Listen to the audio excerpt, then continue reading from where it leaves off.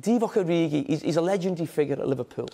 But it's not because everyone thinks he's a great player, but it's because of the great goals he scored.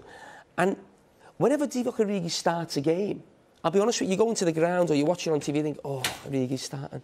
But when he comes off the bench, you feel completely different. And it just made me think when, well, basically, I've got the stats of him starting and when he comes on as a sub.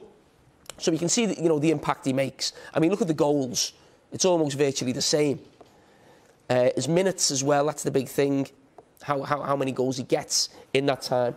So minutes per goal is the big standout. And then I wanted to go, and we see this a lot now, I see this a lot on social media, when we try and judge a player, whether he would suit a certain team or what he should do. So their actual, you know, shots on target, his XG, touches in the box, what you would associate with an attacking player.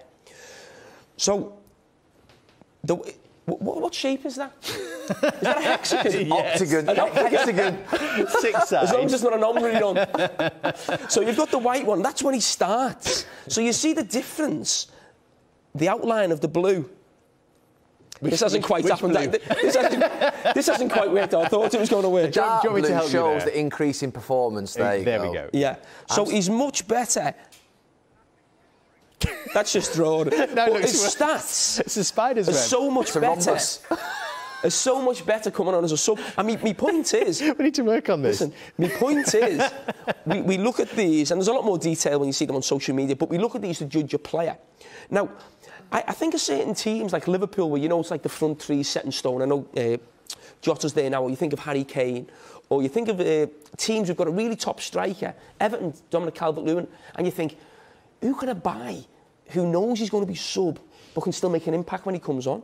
And I was actually thinking, someone like Divock Origi, whose stats are not great as a starter, he's never going to trouble the front three in terms of starting, but actually looking at players and judging them from the bench, because you know that's what you're actually buying them for. Now, he will never play in Liverpool's front three for a prolonged period of time. He's not good enough.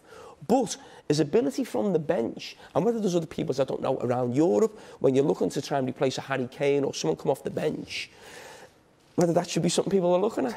Basically, basically he's better from the bench than when he starts the game. As our Lord Divock Origi. He's a legendary Liverpool player who isn't very good. I thought he was talking about himself. Stay in your lane, son. Right back.